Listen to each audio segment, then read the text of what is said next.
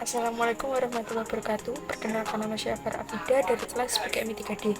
Di sini saya memenuhi tugas UAS mata kuliah kurikulum dan pembelajaran dosen pengampu Ibu Maftuha MPDI. Di sini saya akan menampilkan modul ajar kurikulum merdeka. Saya menggunakan mata pelajaran pendidikan Pancasila fase B kelas 4 semester genap. Di sini terdapat identitas modul yang isinya ada penyusun, instansi, tahun penyusunan, jenjang sekolah, mata pelajaran, fase atau kelas, bab tema. Saya menggunakan tema membangun jati diri dalam kebinekaan, submit 1 yaitu keragaman budaya di Indonesia. Terdapat kompetensi awal, yang pertama yaitu peserta didik dapat menjelaskan karakteristik fisik dan non-fisik masyarakat Indonesia sesuai latar belakang, sosial, dan adat istiadat. Yang kedua, peserta didik menghargai keragaman karakteristik fisik dan non-fisik masyarakat Indonesia. Dan yang ketiga, peserta didik menunjukkan kebanggaan terhadap keberagaman karakteristik fisik dan non-fisik masyarakat Indonesia. Yang C, terdapat profil pembelajaran Pancasila yang terdapat 5 elemen, bisa dilihat sendiri. Dan yang D, terdapat sarana dan prasarana. Saya menggunakan alat pembelajaran berupa pop-up book dan laptop. Laptop saya pergunakan untuk Gimit dan PPT. Sumber belajar saya yaitu buku siswa Roma Adat Nusantara untuk SD atau MI kelas 456 dan internet.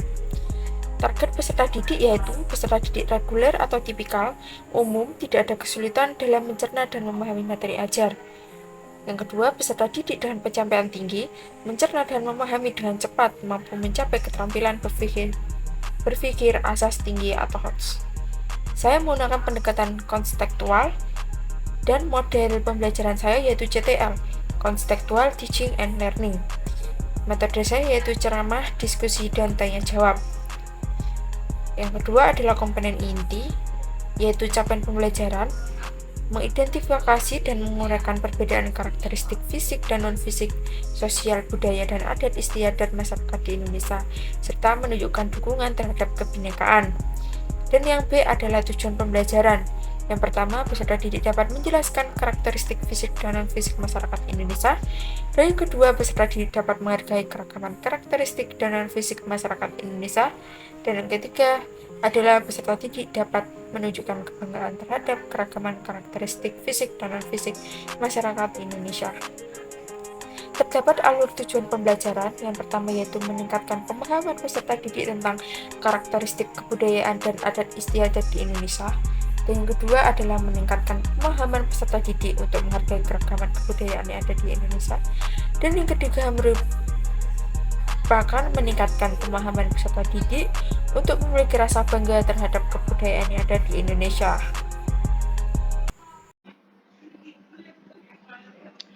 Assalamualaikum warahmatullahi wabarakatuh. Waalaikumsalam warahmatullahi wabarakatuh. Gimana keadaannya hari ini anak-anak? Baik, Bu. Baik, Bu. Di sini Ibu akan menjelaskan tentang materi keragaman budaya di Indonesia. Apakah kalian tahu apa arti dari keberagaman? Belum, Bu. Keberagaman yaitu di mana kondisi masyarakat yang terdapat banyak perbedaan dari berbagai bidang, contohnya perbedaan suku, adat istiadat, budaya, bahasa, dan agama. Terus negara manakah sih yang terdapat keberagaman budaya? Ada yang tahu? Indonesia, Bu. Betul, Indonesia. Keberagaman budaya di Indonesia itu sangat banyak. Contohnya ada rumah adat, upacara adat, alat musik tradisional, pakaian adat, tarian adat, lagu daerah, dan lain-lain. Oleh karena itu, negara Indonesia disebut dengan negara majemuk karena memiliki banyak sekali keanekaragaman budaya.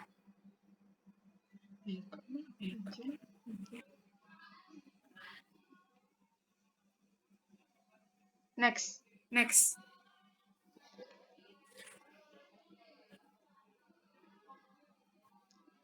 Apakah kalian tahu ini rumah ada daerah mana? Tahu, Papua itu, Bu. Apa nama rumah adatnya? Honai. Ya, betul, Honai. Honai merupakan rumah adat Papua yang ditempati oleh laki-laki. Kalau yang perempuan disebut dengan FBI. Terus tidak luput dari keanekaragaman budaya terdapat semboyan negara kita, yaitu Bhinneka Tunggal Ika. Apakah kalian tahu artinya Bhinneka Tunggal Ika? Ada yang tahu? Apa? Berbeda-beda tetapi tetap satu jua. Betul, 100 buat Anda. Jadi Bhinneka Tunggal Ika ini bermakna bahwa negara Indonesia memiliki beragam suku, agama, adat istiadat, budaya, dan bahasa. Semboyan Bhinneka Tunggal Ika ini bertujuan untuk menjaga kerukunan kesatuan agar tidak berpecah belah. Karena di negara Indonesia ini terdapat banyak sekali budaya. Salah satunya ada budaya yang dari Kalimantan yaitu Dayak, dan juga dari Jawa Timur yaitu yang ada di suku Madura. Yaitu namanya. Oke. Next, tugasnya yaitu kalian mencari tarian adat dari masing-masing daerah, dari daerah Bali, Kalimantan Tengah, Jawa Timur, Sumatera Utara, dan Sulawesi Tengah. Untuk pengumpulannya kalian bisa dikumpulkan di Google Classroom. Nanti kalau nggak paham bisa chat ke ibu saja.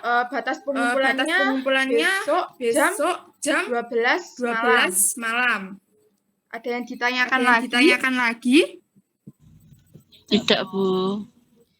Oke. Sekian materi Ibu. Kalau ada yang kurang jelas, bisa langsung ditanyakan melalui grup atau chat pribadi. Sekian dari Ibu. Wassalamualaikum warahmatullahi wabarakatuh. Waalaikumsalam.